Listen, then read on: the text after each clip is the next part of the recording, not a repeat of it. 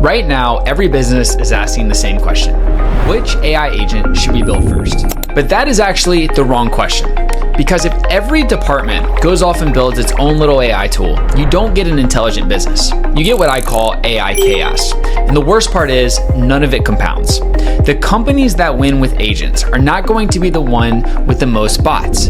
They're going to be the ones with the best agentic spine. This is a shared operating layer that connects your data, workflows, permissions, tools, approvals, memory, metrics, and people. In this video, I'm going to show you how to think about agents like business infrastructure, not demos. Now, before I walk you through this, we're going to go really deep into what's actually going on here. I want to highlight a couple things. The first one is that I had to change shirts because I spilled coffee all over my computer. Luckily, it didn't mess up my computer. The next thing is that you're hearing a lot in the news about this company tried to add AI and they're not seeing a return on investment. The reason is these people have no idea what they're doing. With all respect, I'm not a CTO and I'm not managing a large organization, but when you look at what's actually going on inside of these businesses, a big report just came out about Uber. It's very clear these people have no idea how to actually leverage AI. And we'll talk more about that in a minute. The problem is that most companies know we need AI, but they don't know what that means, and they're about to build AI chaos. So the mistake is asking, what agent should we design and bring into the business? But that's the wrong first question. So people might say, hey, should we build a sales bot? Should we build a support bot? Should we build a finance bot? Should we build all of these? Yeah, let's do that. That sounds good. And the problem is these are going to be built in isolation. Which means, and I'll explain more later, but you're going to have separate prompts, separate access, and separate logs, duplicated rules, and failure modes that do not compound. So the better first question is going to be, what shared layer can every future, supposed to say agent, what shared layer can every future agent use? So let's say sales, support, finance. We need to create a shared AI spine. And this spine lives above the current software stack in the business and directly under the intelligence layer of the business. And this spine would share things such as permissions, data, workflow, approvals, metrics, any type of context that you might need to be able to have these agents run autonomously and be able to actually get results. Now, with that being said, this spine, it could feed into a lot of different parts of the business. The CRM, documents, email, Slack, that's really up to the business where they want it to feed into. But man, this spine is so important. And if you do not build it, you're just going to be burning tokens and you're not really going to be getting any sort of results. So, this is bothering me. The result is business infrastructure, reusable access, and consistent controls equal faster future agents and better coordination amongst all the agentic structures inside of the business. Now, when we're actually thinking about agents, it's important to understand that an agent is essentially a workflow participant. So it's valuable because it works through the business, not because it talks like a human. So a lot of people think, we need to be using AI. Let's do chatbots. Let's make sure that we have better prompts. But that's not actually the way to integrate AI into the business. I mean, it could be at a very, very, very, very surface introductory level. But what an agent actually requires is context. So an agent should take context. It should recommend or decide the next steps. It should call tools. Maybe you've connected stuff inside of ChatGPT or Claude. That would be an example of calling tools. And then from there, it should route work. And then once it routes work, it needs to have an output. And once it gets that output, it should learn from feedback. And if there is something wrong with the output, if there's an issue, it needs to escalate exceptions to a human in the loop. There should always be a human in the loop, and there should always be a feedback loop that is improving the context. Not too different from, fine-tuning a model. So in general, you can think about it like this. If we have a lead come in, there's a call summary. After the call summary, there's a follow-up draft. After the follow-up draft, there's a CRM update. After the CRM update, we flag the prospect as this is a hot prospect. Kind of works the same way with agents. And you can screenshot this and take this directly into your organization. This is how you build agents in an organization. It's not a chatbot and a better prompt. It's not prompt engineering. It is this sort of structure built on top of a spine plugged into the right parts of the business where the magic really happens. So an agent is not valuable because it talks. It's valuable because it moves work through the business. And yeah, you can see that's there. I don't know why it's cut off like that. But anyways, an agent is a workflow participant. Now, I like to call this the agent zoo. So disconnected agents duplicate controls and create AI sprawl. This goes back to the very beginning of our presentation where we talk about this shared spine. Otherwise, we have separate prompts, separate access, separate logs for each of these agents that really could be an interconnected structure. So if you're building an agent zoo, that's obviously a problem. Each cage is going to have its own prompts, rules, approval paths, logs, model settings, failure modes, context, approvals, permissions, whatever. And you can see they're all in jail. I put them all in jail here because they're all separate. So if you have AI sprawl, that means there's no shared memory, there's no shared controls, and there's no compounding knowledge of the agents, which is a huge issue. Because one of the best parts about building a good agent inside your organization is that you can have compounding knowledge and it can get better. And it can basically be what you hear this term recursive self-improving. It's a little bit different than that, but the idea is similar. So you don't want to have an agent zoo with your sales agent in jail, your support agent, your marketing agent, your finance agent, and your legal agent all working separately with different contexts. Now, with that said, inevitably, these are going to have different aspects. So there will be context in your sales agent that's not in your finance agent. There will be access in your legal agent that is not in your support agent, and that's okay. But in general, we want to share as much of this as we possibly can. Otherwise, you're just going to be burning tokens or burning contractor money on having them build out these systems that do not need to be separate. So if you take one thing from this video, it's do not build an agent zoo. You want to build a shared layer. So going to the next part, this is what I think about the 3-layer spine model. So we have business systems underneath, we have a shared AI spine in the middle, and we have modular agents on top. So think about it like this. Layer 1 is the existing business systems. Your CRM, your ERP, docs, email, Slack, warehouse, product, payments, support desk, calendar, Trello, Linear, whatever you guys use. This is the existing business systems. And this is why I think the SaaS apocalypse is a little silly. These systems still have to exist. They will exist in a different format, and the way that they're designed will be different, but they should still exist. So what you're doing is you're building a spine on top of here. And this spine is your shared identity, your permissions, your data access, your workflows, your routing, your monitoring, your evaluation, your approvals, your memory. It's going to be a little different for every business. Everyone's going to have different parts of this AI spine. But the point is, the spine should share as much of this as possible. And then what this should equal, well, I'm not going to do it right now, but I want to write equal improvement, constant improvement. Because we see, oh, there's an issue with this data access inside of marketing that also affects support and sales. Let's fix this. Boom, we just fixed support and sales. On top of the AI spine, you can build agents. And there's a trillion different types of agents you could build. But just to give some examples, you could build sales, support, finance, marketing, legal, operations. Point being, the agents can be internal or external. So you can build them for internal operations. You can build them for external operations. There's really no right or wrong way. But the point is that you can use agents on top of the spine in any way you see fit. Maybe that's to add a new product to your consumer offering. Maybe that's to improve the operations inside your business. Your choice, but you can do all of those. So really kind of narrowing down what actually belongs in the spine, because I think that people get tripped up about, oh my gosh, what if my spine's not correct? I'm not going to fix all these right now, but let's just start here. So identity and permissions. Well, this is really important for any of these. You need to know the identity of what is going on and the permissions of what's going on. So if this is legal, there are certain permissions that just cannot be accessed, right? Like a customer shouldn't be able to come in and ask a legal question and get access to internal legal documentation. That's a huge no-no. Data and endpoint map, especially if you are building consumer products, doesn't have to be consumer, it can be B2B products too, but you have proprietary data.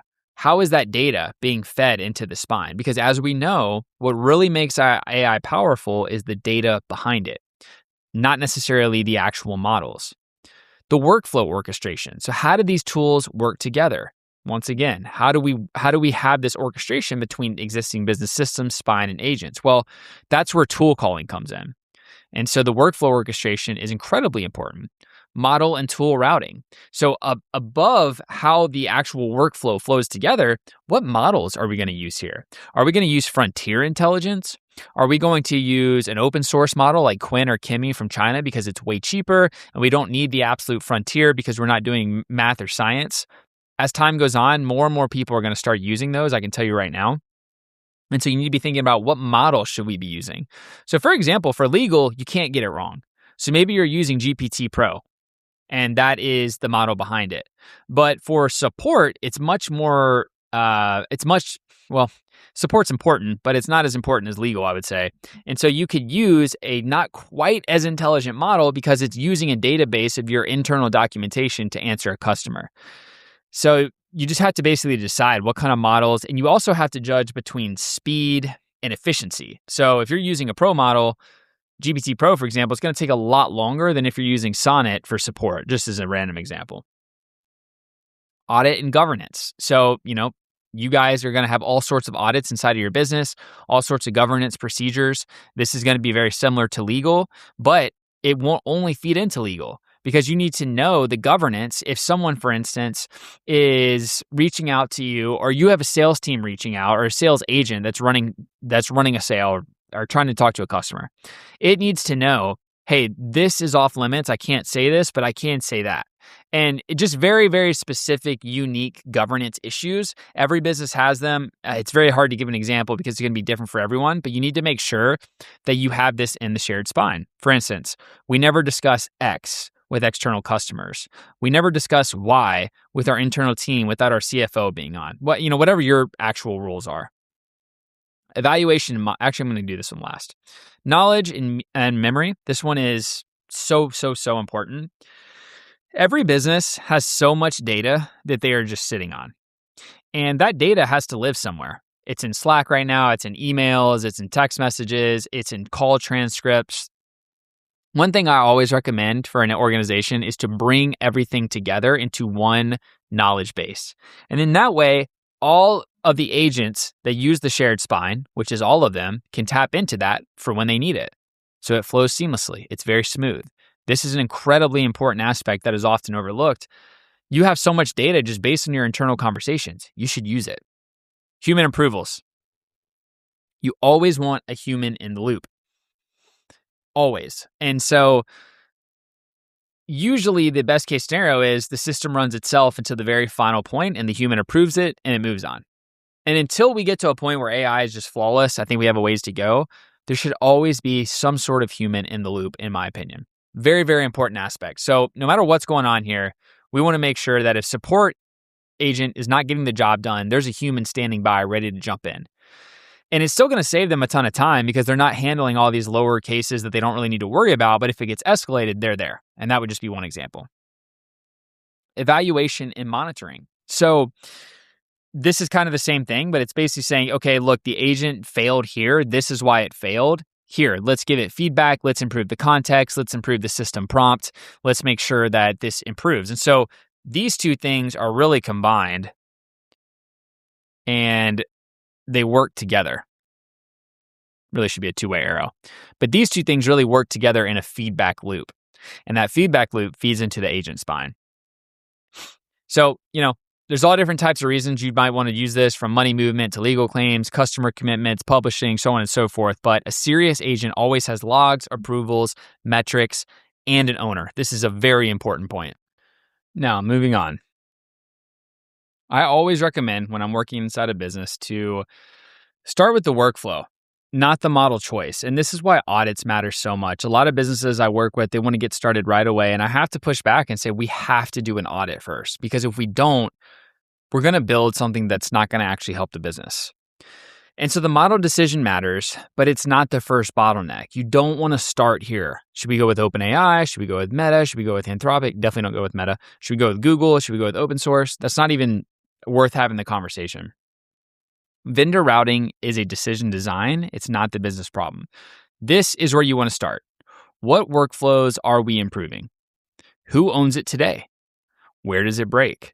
What data does it need? Which decisions are deterministic? Meaning, where can you have decisions that are yes or no? And where do you have decisions that require logic to be solved? Which is the next thing. I just hit the punchline too early. Which decisions require judgment? What requires approval? What is the measurable business outcome? The model is not the bottleneck. Workflow, access, governance, and ownership are the bottlenecks. Okay? Do not start with the models. Start with these questions. Screenshot this if you want to. Use it inside your business. This is how you start thinking about building agents. Start with the workflow, not with the model choice. Okay. Now, making good progress here. You want to audit before you build.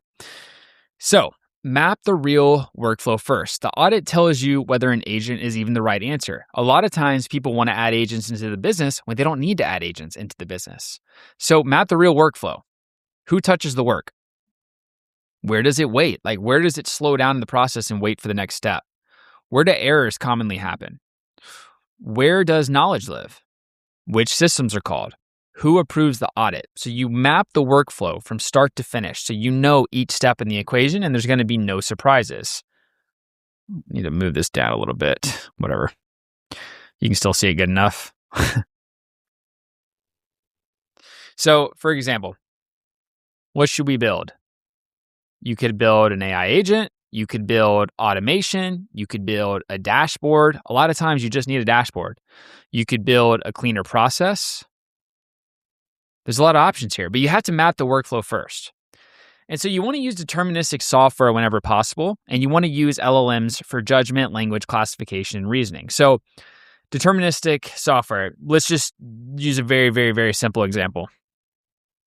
Let's say you're deciding if you want to ship a product in the big box or the smaller box. The big box costs more money, and the smaller box costs less money, okay? So in order to figure out if you should ship it in the big box or the small box, you have a cutoff. If it weighs above 10 pounds, it goes in the big box. If it's below 10 pounds, it goes in the small box. So product comes up in the queue, it's 9 pounds. Therefore, it is under 10 pounds, it goes in the small box. That is a very simple way of explaining it, but that is deterministic software. LLMs would be much more complicated. Let's use the same example. Same example with this weight, but also dependent on where we're sending it in the country. When we send it to the south, we have to pack it with ice, and we have to use expedited shipping, and we need to figure out, should we use UPS or USPS? And if we ship it to the West Coast, there's these variables and this, that, and the other. So it goes in there, and it can use the deterministic software portion for the weight, but then it has to say, oh, you know what? He lives in Atlanta, Georgia. It's July, so it's going to be warmer there. Whereas if it was December, you could just ship it without the ice packs, but since it's July and we're shipping ice cream, we need to make sure that we put the ice packs on it. It's a silly example, but you get the point. It's having to think. It's having to use reason and logic to come to the conclusions.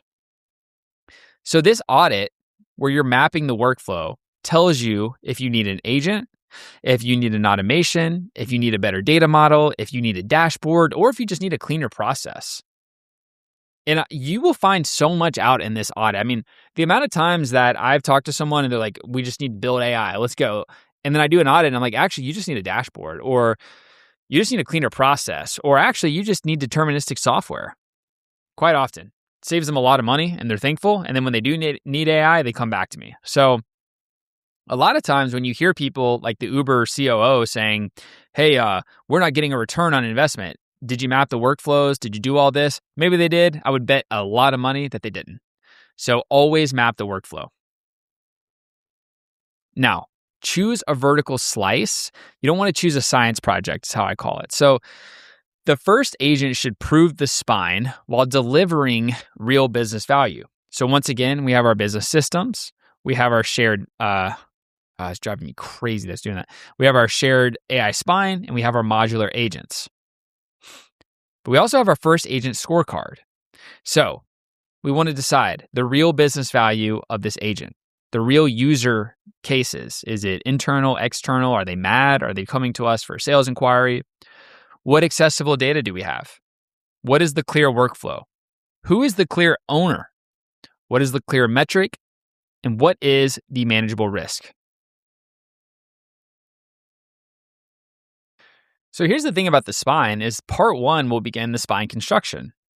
So let's just say that you decide that you want to build a sales agent. Okay, great. Well, in that case, you will start the spine with the sales context and the sales data. But then when you decide you want to add finance, marketing, legal, now let's just choose one of them. The next one, you want to add a legal agent. You will build onto the spine from there. And so the spine is not built from 1 to 100 at the beginning. The construction is kicked off, but you can think of it as like you're building rooms inside of a house. And each new part of the business that gets connected to it, you build another room into the house. And so the first slice proves the spine. You don't want to choose the sexiest agent. You want to choose the first agent that can actually tap into the spine. So for example, maybe the maybe the marketing agent requires sales knowledge and legal knowledge. Or better yet, maybe the marketing agent requires finance knowledge and sales knowledge. Well, you couldn't build that first because you need the data, context, feedback loops, et cetera, from these two to be in there first. So if you started with this, it wouldn't be the right decision. You would be in a bad place. So this is why it's really important to map the workflows as well, understand what you need, and then you choose a vertical slice instead of the science project, aka trying to build it all at once. This one I think is pretty straightforward to most people that have got this deep in this presentation. You want to rent the intelligence and you want to own the workflow. So external AI should be swappable infrastructure. If you were locking yourself in, I see, OpenAI, Anthropic, they've created consulting firms. They want to lock you in for life. They want you to never be able to escape their models because that's recurring revenue for them. It's almost like the new SaaS structure. I wouldn't recommend this unless they're giving you incredible token discounts. But even so, do you want to be locked in 5 years from now? What if there's a new breakthrough in intelligence that is way more effective than language models, and then you're locked in with ChatGPT, and that's not what you want to use? ChatGPT is a great product, but we can't predict the future. I always recommend renting intelligence. That means renting reasoning, summarization, translation, research, coding, drafting, image understanding, document Q&A, voice, video, and data analysis. Renting intelligence. What do I mean by that? I mean building a harness essentially that lets you switch and play. So if you build your sales agent, once again, I lost where we are, but let's just say you built your sales agent. You have all you have the spine. The spine is like the external knowledge base that is interchangeable. And right now we're using GPT 5.5, 5.6. But in 2 months, there is a massive breakthrough with Gemini or DeepSeek in China even. That's a whole nother conversation in terms of keeping your data secure, but assuming that you're doing that. And you say, hey, I want to switch to DeepSeek or I want to switch to Gemini because it's double the intelligence at half the price and it's way better at tool calling and image understanding. You want to be able to just go in there, click a couple buttons, connect to the API and the MCP, whatever it is that you're using, and you want to be able to switch that intelligence with ease. So if the agent is using any of these, this should be rented. And when I say rented, I basically just mean using APIs. You don't need to be building your own models unless you are, you have 100 million, maybe a billion, 10 billion, 50 billion, $100 billion in funding. Then, you have the authority to do that. And then you want to own the workflow. So the swappable vendors are over here, but you own the workflow. Customer relationships, business rules, permissions, memory, governance, metrics, user experience, internal integrations, whatever it might be. This is what you own, and this is not something you can rent or outsource. This is really what we're doing when we're mapping that workflow. This is your IP that no one else has. This is easy to switch. Oh, a new reasoning model just came out. Let's switch it. Oh, when we're doing coding right now, we want to use Claude Code. Let's switch it. So the core moat is your workflow plus data context, plus governance, plus user experience, plus internal integrations. We thought at one point LLMs was going to be the ultimate moat. It's not going to be the case. So you rent intelligence and you own a workflow. I think this is a pretty simple but kind of confusing thing for people to get. So hopefully this is registering. Now, enterprises and small businesses can use this kind of same framework because the implementation weight changes, but the spine concept does not. So let's take a small business spine. We have CRMs, we have shared knowledge bases, we have simple automations, we have clear approval processes, we have Slack channels, we have basic dashboards, we have weekly reviews, and we have human owners. These are lightweight controls, but this is all shared context. Whereas in enterprise spine, you might have role-based permissions, you might have security reviews, you might have audit logs, compliance, procurement, data contracts, legal reviews, change management, formal approvals, and monitoring dashboards. So healthier governance, formal ownership, procurement, compliance, and monitoring. Same model, different specific details, equally important. So it's a different implementation weight. Obviously, enterprises are going to be a lot more complex. There's a lot more moving pieces. There's a lot more data, if nothing else. Much heavier governance. You have formal ownerships, whereas a small business might be, oh yeah, Jeff does that and Susie does this, and just let them in there. A small business does not need an enterprise AI platform, but it still needs a spine. I guess that's my point. You have to have the spine. That's like the whole point of this video. I wish the spine was a company so they could sponsor me, but I just want to emphasize that it's the same model for both types of businesses. It's just a matter of like what's actually going on in there. So regardless of what size your business is, know you need the spine. You just need to decide which level you're at. Now, kind of cranking up the intensity here. AI agents are operating infrastructure. So every agent needs clear ownership because models, data, vendors, prices, and rules change. So the agent's outcome, the quality, reliability, and business outflow is all dependent upon these different variables, such as models, data, workflows, vendors, prices, business rules. But you also need a business owner that owns the outcome. You can't say, hey, sales agent, go sell. You need someone to own that process. And that's why I'm kind of thinking that AI agents are going to become employees. I mean, I think that's pretty common sense at this point. But you also need to make sure there's a technical owner who owns the access, reliability, and integration. Hey, our agent's breaking down. It's spitting out poor context. What's going on? You need a technical owner to jump in there. Without ownership, the agent quality is going to decay. And the operating owner needs to monitor the quality, the exceptions, the feedback. Hey, that was a bad response. Why was that a bad response? Let me sync with the technical owner and figure it out. Point being, and this is really, really, really important, AI agents are not install and forget software. They are operating infrastructure that needs tuning, constant tuning. So you don't just build an agent and forget about it. That's not how it works. You build an agent and you refine it over time. And so the cool thing about this is if you buy SaaS software 5 years ago, you pretty much get what you're buying. Maybe they'll ship some updates, and if you're lucky, they're good at shipping and they'll stay on top of it. But you're pretty much stuck with whatever you're buying. However, if you have an agent, you're constantly refining and constantly improving. So the agent that you install today theoretically should be much better 6 months from now and way better 12 months from now. Because not only are the models improving, but the data is improving, the workflow is improving, the ownership, the feedback loop is improving.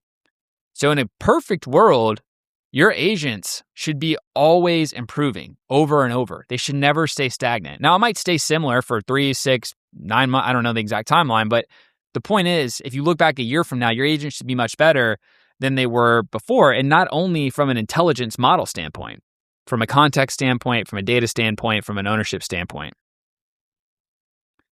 So what are the metrics that really, really matter when you're building AI agents in your business? If the workflow is not measured, the agent cannot be managed. Heard that a million times if you've been in business. I like to have an agent workflow dashboard. So for instance, and I need to actually say a point really quickly. You might say, hey, we're doing so much extra work here. What's the point? Well, you have someone owning the outcome, but you don't have someone doing all of the repetitive task over and over again. So they're freed up to work on much higher leverage opportunities. So maybe for our sales agent, instead of having to worry about scraping leads or reaching out or whatever that sales agent's doing, you can actually work on the relationships you already have. And so that's the point. We're freeing up leverage inside the organization. I just wanted to highlight that really quickly. So the metrics that matter. If the workflow is not measured, the agent cannot be managed. These are some ideas for how you can measure your agent process. Time saved, completion rate, escalation rate, accuracy percentage, cost task, revenue influenced, support deflection, meaning it didn't have to get escalated to support, cycle time reduction, error reduction, customer satisfaction, human review, latency, compliance incidents. The primary question, did the workflow improve without creating unacceptable risk? Over time, like we said, these numbers should go down. Or well, some of them should go down. Time saved should go up, completion rate should go up, escalation rate should go down, accuracy should go up, cost per task should go down theoretically. Kind of depends. Revenue influence. My computer just freaked out. Revenue influence should go up. You get it. So these are the metrics that matter. And when you're designing your workflows, You should also define the KPIs and the metrics that matter. Because how do you know that the agent's helping if you're not defining those? So the way that you define those is by predefining, using that word a lot, predefining, okay, how is this a win? How do we know this is a win? Well, the error reduction rate decreased, customer satisfaction increased, human review burden decreased, latency decreased, so on and so forth. And so these are the metrics that really matter. It's going to be different for everyone. So in summary, guys, this is how you build agents inside of an organization, okay? You have your spine, which is the most important thing. The spine is built piece by piece. It connects on top of your business systems and under your agents. You need to audit the workflows intensely before you do them. You need to make sure you have everything you need that belongs in the shared spine and that it's shared correctly. You need feedback loops. You need to start with the workflow, not the model choice. You don't want to build an agent zoo. You want to choose a vertical, not the science project. And you want to define the metrics that work. So this is how you build agents inside of an organization. And I can tell you from working inside of enterprises, it is not easy. It's messy. It's complex. But if you get it correct, it can change the course of your business. And so if you do run a business, or if you have a job in a business and you're wondering, how can we build agents? How can we improve the processes? And you want to learn more, I have a link in the description. You can book a call. If you have questions, put it in the comments. I'll try to answer as much as I can. This is my theory of building agents inside of businesses. I stand by this. I think it's going to prove the test of time. And I'm excited to see your feedback. I hope some people implement this and write me back and say, hey, we built these agents and thanks to this workflow and this audit and this shared spine, we're killing it. So hopefully this video was helpful. Please leave a like and subscribe if you haven't. I try to make AI as digestible as possible for people that are not engineers. Got a lot of good stuff coming soon. I'll see you guys in the next one.